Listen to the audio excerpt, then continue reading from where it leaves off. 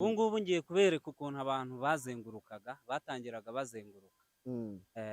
Wagiye Ubu kose kwari urugendo rwo gusenga, abantu babohoza ibyabo, abantu basenga Imana agahera agahera kabisa. Zari inshuro 7 uzenguruka inshuro 7. Waheraga ahangaha ukagenda ukazenguruka. Hari abazengurukaga basenga baririmba bahanura. Yes, uyu munsi twafashe urugendo dufata umwanya tuza mu karere ka Musanze kuri wa musozi wo kuri Ndabirambiwe, umusozi wagiye ukorerwaho ibitangaza, umusozi wagiye ukorerwaho imirimo n'ibitangaza. Ngo uyu musozi ngo abantu benshi bagiye bawugeraho ngo bagiye babona ibitangaza, ibihamya sura bifite kabisa. Ndabyibuka hari igihe batarahafunga ahangaha kuri uyu musozi, kubera ko nakundaga kuza kuhasengera cyane. Kubera ko muri uyu mujyi wa Musanze hari igihe mu buzima umuntu aba abayeho agizwe no gusenga. Yego, ubwo iyo utagizwe no gusenga hari igihe ibintu byivangavanga. Ariko ndakubwira ngo hari abantu benshi bazamukaga barwaye cyangwa se hari ikindi kibazo bafite bagasubizwa. Kabone ko n'ababyeyi bazamukaga batwite barabuze ibise, babonaga ibise kubera ko nyine uyu musozi wari ufite imbaraga. Wari ufite imbaraga zikomeye cyane. Yego, nuvuga ngo se nk'urugero, sinzi ukuntu abantu bajyaga banatanga ubuhamya ngo bari n'ababyeyi bazaga kuri uyu musozi batwite ngo ariko ugasanga ngo niba inda yari kuzavukira amezi 9 ugasanga yitwise umwaka n'amezi 8 cyangwa se nk'amezi 5. Oya reka nkubwire, buriya hari igihe abantu umubyeyi atwita ariko hari umuntu baturanye utishimiye kabyara. Yego, noneho urumva ko ngenda bazi benshi, nzi abantu benshi twanasenganye bari baraziritse imbyaro zabo, akamara amezi 9 akagira ngo arajya kubyara bikanga, akikubitaho ukundi kwezi, umwaka ugashira, umwaka n'igice bigashira, ariko yavuga ati ndazamutse ngiye nyine ndabirambiwe, ndambiwe bimwe nyuramo, ndambiwe aba baturanyi, ndambiwe iki kigeragezo. Yazamuka yizeye akahabonera igisubizo. Yego, kabone ko hari benshi n'ibise byahafatiraga bakajya kubyara kandi yari amaze umwaka n'igice atabyara. ngo hari n'abazaga nka gutya ngo wenda akizamuka umusozi ngo yaba ageze hejuru ngo bitewe no kwizera afite, akigera hejuru gusa ibise bikaba biramugaraguye, ngo mva ambulance ngo yazaga igitaraganya. Buriya ni ukuvuga ngo mu buzima bwose tugomba kubaho nuko tugomba kubana no kwizera. Buriya ubaye mu buzima budafite kwizera ntushobora gutera imbere, kandi hari ubuzima udashobora, hari intambwe udashobora kuvaho kubera ko nta kwizera kukurimo. Ariko nimba umubyeyi yarazamukaga afite kwizera avuga ko kuri uyu musozi agomba kuhabonera igisubizo, yarahageraga mu izina rya Yesu akakibona, kubera ko yabaga afite kwizera mu mutima we. Ndabirambiwe TV. Yes, wahisemo neza gukurikira Ndabirambiwe TV. Reka nkwifurize amahoro y'Imana ngo akomeze abane namwe. Ngewe muri kumwe nawe rero nitwa Nshimiyimana Emmanuel. Tubayeho ku mugambi w'Imana, ntabwo tubayeho ku mugambi w'abantu. Nicyo kidutera kuba tukiri aha uyu munsi. Niyo mpamvu mba nifatiye uru rugendo mwazana n'umukozi w'Imana, umuvugabutumwa Focus, tugaterera umusozi wo kuri Ndabirambiwe aho bita mu karere ka Musanze. Aho Focus ashimwe, ahimbaza. Haleluya, haleluya, haleluya, haleluya, haleluya, haleluya. Umeze gute? Tumeze neza. Yesu ashimwe. Turashima Imana. Akazuba urabona ko Musanze noneho karashe. Akazuba karashe cyane. Ariko iyo bavuga ngo rirarashe bundi baba bavuga iki? Iyo bavuga rirarashe, ibyo bikunze kumenya abantu babanye n'abakecuru cyane. Yes, uyu munsi twafashe urugendo dufata umwanya tuza mu karere ka Musanze kuri wa musozi wo kuri Ndabirambiwe, umusozi wagiye ukorerwaho ibitangaza, umusozi wagiye ukorerwaho imirimo n'ibitangaza. Ngo uyu musozi ngo abantu benshi bagiye bawugeraho ngo bagiye babona ibitangaza. Ibihamya sura bifite kabisa. Ndabyibuka hari igihe batarahafunga ahangaha kuri uyu musozi, kubera ko nakundaga kuza kuhasengera cyane. kubera ko muri uyu mujyi wa Musanze hari igihe mu buzima umuntu aba abayeho agizwe no gusenga. yego ubwo iyo utagizwe no gusenga hari igihe ibintu byivangavanga, Mm, ariko ndakubwira ngo hari abantu benshi bazamukaga barwaye mm, cyangwa se hari ikindi kibazo bafite mm, bagasubizwa. mm, kabone ko n'ababyeyi bazamukaga batwite barabuze ibise, mm, babonaga ibise kubera ko nyine uyu musozi wari ufite imbaraga, mm. wari ufite imbaraga zikomeye cyane. yego Eh, ni ukuvuga ngo se nk'urugero sinzi ukuntu abantu bajyaga banatanga ubuhamya ngo hari n'ababyeyi bazaga kuri uyu musozi batwite ngo ariko ugasanga ngo niba inda yari kuzavukira amezi 9 eh. ugasanga yitwise umwaka n'amezi nk'umunani cyangwa se nk'amezi 5. Oya reka nkubwire, eh buriya hari igihe abantu umubyeyi atwita mm, ariko hari umuntu baturanye utishimiye ko abyara, yego noneho urumva ko ngenda bazi benshi, mm, nzi abantu benshi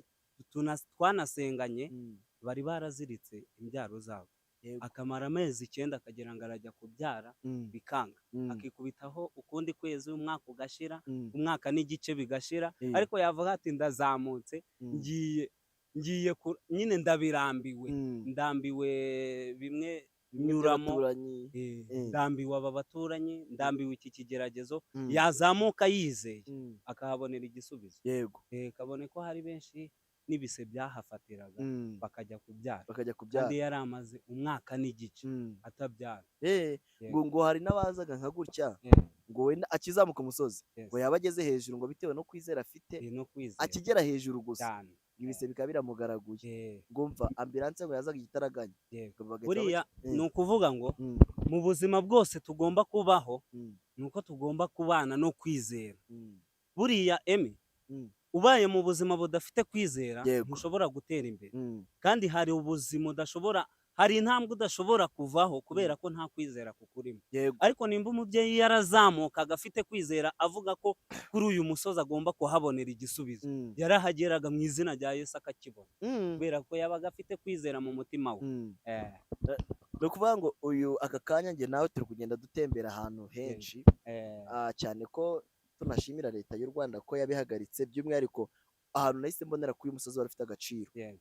ibiti byose byabaga hano kuri uyu musozi bari barabiretse Eh, ariko ubu nazamutse nkabona bwo hose habaye imirima bari kuhahinga.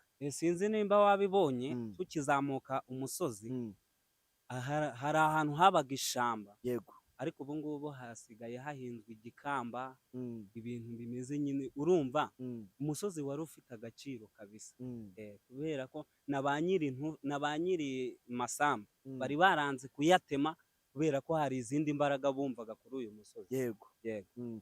Ubu njye nawe tugiye gufata by'umwihariko impamvu navuze ngo reka nzamukane nawe Yego. fokasi ni uko ahantu henshi Eh, abantu benshi bajyaga basengera uhazi eh, ariko nanjye ndahazi, yego. ariko impamvu twafashe uru rugendo twari turi kugira ngo twongere twibutse abantu cyangwa se twereke abantu ko Yes.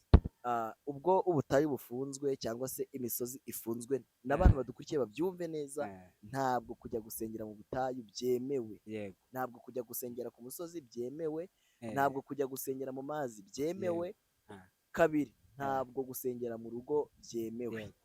reka mbabwire n'irindi jambo, Yego Imana yaratubwiye ngo nitubure ubwenge mm, izaduta. yego abantu badukurikiranye mm, babyumve, sibyo? utazajya gusengera mu mazi, utazajya gusengera mu rugo iwawe mm, bakagufunga, cyangwa se nyine leta niyo iduhitiramo ibyiza cyangwa ibitubereye. yego ubwo rero nimba leta ivuze ngo iki kintu ntigihagarare, mm, ntabwo twebwe abaturage mm, ntabwo tugomba kuba nka wazarenda, mm. ahubwo tugomba kugendera ku byo ababyeyi bacu batubwira. badusaba Yesu. Okay. Mm.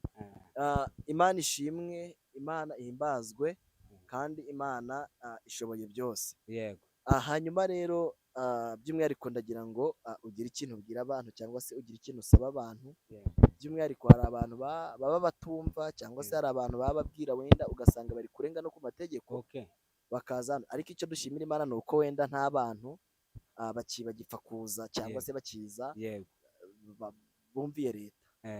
Kandi burya leta ni umubyeyi, ikora ibiraheresha cyangwa se ibiratuma abaturage Yego. bagira amahoro. Eh, By'umwihariko gira inama ugira abantu cyangwa se ikintu wasaba abantu. ni ukuvuga ngo buriya twebwe cyangwa se umukristo nyawe hari urusengero abantu birengagije kandi urwo rusengero ni rwo rukomeye cyane, urusengero rw'umutima wawe. yego wowe n'umutima wawe buriya izi saha mvuze ngo izi saha mbwiye Imana, abwira Imana ati Imana uyu munsi ndashaka kubona igitanga, nizeye ngiye n'umutima wawe wanjye hari icyo Imana igomba gukora ku buzima bwanjye byanga byakunda, kubera ko kwizera kwanjye nagukuruye. Ejo bundi baratwigishije baravuga ngo buri muntu wese agira imbaraga bitewe n'ahantu acometswe. Buriya hari abantu bacometswe kuri iyi si, ariko hari n'abandi bacometswe ku ijuru. yego Wa muntu ucometswe ku bwami bw'Imana ufitanye connection n'Imana nta kintu na kimwe kijya kimuca intege, ahubwo ajya ahorana kwizera akavuga ati byanga byakunda Imana izakora igitangaza, ibintu bihinduka. haleluya. Ariko noneho wa muntu ucometse kuri iyi si azumva ko buri kintu cyose cyamanutse cyaje wenda gishobora kumubuza amahame ye, yumve ko ari nk'ikibazo. yego Kandi bajya bavuga ngo buriya papa wawe cyangwa se umubyeyi wakubyaye niwe umenya ibyo umwana ashaka n'ibyo umwana akeneye. yego Rero iyi leta yacu ni umubyeyi, sibyo? Ijya iduhitiramo ibidukwiriye kandi ikaduhitiramo ibyo bishobora umuturage agomba kubaho mu buzima bwiza. yego Ariko byanga byakunda bafunga insengero batazifunga, ariko ntibigeze bafunga urusengero rw'umutima wawe. haleluya. Amen. amen. Buriya urusengero rw'umutima, umutima wanjye uzi ibintu byinshi yego kurusha. Ubwo rero nimba mfitanye connection n'Imana byanga byakunda ndayihamagara nyibwirira ati Imana ndi hano ku gitanda, ndi hano mu cyumba cyanjye, nyitaba. Ntago ndi ku musozi wa Ndabirambiwe, ntago ndi mu mazi, ahubwo ndi mu cyumba, nyumva. yes. Foka uzi ikintu tugiye gukora, Yego. tugiye gwenda kuba ati uyu munsi niba twafashe urugendo tukabana amateka, tugiye kureba amateka yo ku musozi wa Ndabirambiwe. N'ejo ndi tuzajya kuri Kanyarira, n'ejo ndi tuzajya kuri Sedogo hano ku Mukamira. N'abantu badukurikiye bari mu Bigogwe, abantu badukurikiye bari mu Bigogwe ndabakunda n'abaradukunda cyane, nabo niba twitegure mu minsi mikeya nka nyuma y'icyumweru.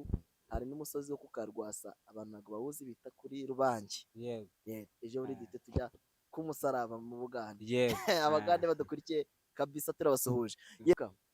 Turi kugana ku musozo, by'umwihariko ni iki watangariza abantu cyangwa niye nama wagira abantu n'ubundi turi kwerekeza ku musozo cyangwa se turi kugana ku musozo kuko n'ubundi buri kwira? Murakoze cyane, murabona ko twatangiye busa nkaho izuba ririmo kuva, ariko ubu ngubu ririmo kurenga. Icyo nabwira abantu, twahoze tubereka hamwe mu mbuga cyangwa se mu mbuga abantu basengeragamo kandi bakahabonera ibitangaza. Icyo nabwira abantu ni ukuvuga ngo bya bitangaza Imana yakoraga ntabwo byigeze bigenda, ahubwo nubwo yabikoreraga kuri Ndabirambiwe, ubu ngubu bifite kubikorera mu mitima yacu. Yego. Twebwe tugasenga twizeye, ubundi tukabwira Imana ati Imana hari aho kadusenga Imana. Mana turagushimye, uri umugiraneza, tugushimiye ubuntu n'imbabazi zawe, tugushimiye urukundo rwawe, uri Uwera wa Isiraheli. Urakwiriye guhimbazwa, urakwiriye kugira neza. Tugushimiye mu rugendo Mwami Imana twari dufite Kristo, izina ryawe rishirwe hejuru. Reka imbaraga zawe zigere ku bafite agahinda ko mu mutima, imbaraga zawe zigere ku barwayi, imbaraga zawe zigere ku bakene, imbaraga zawe zigere buri kuri mwe wese ugukeneye, ukeneye kubona igitangaza cyawe. Insengero za mbere ni mu mitima yacu, reka utwambike imbaraga kandi udushigikire. Ababyeyi bagukeneye bakubone, abasore bagukeneye bakubone, abakobwa bagukeneye bakubone, kubera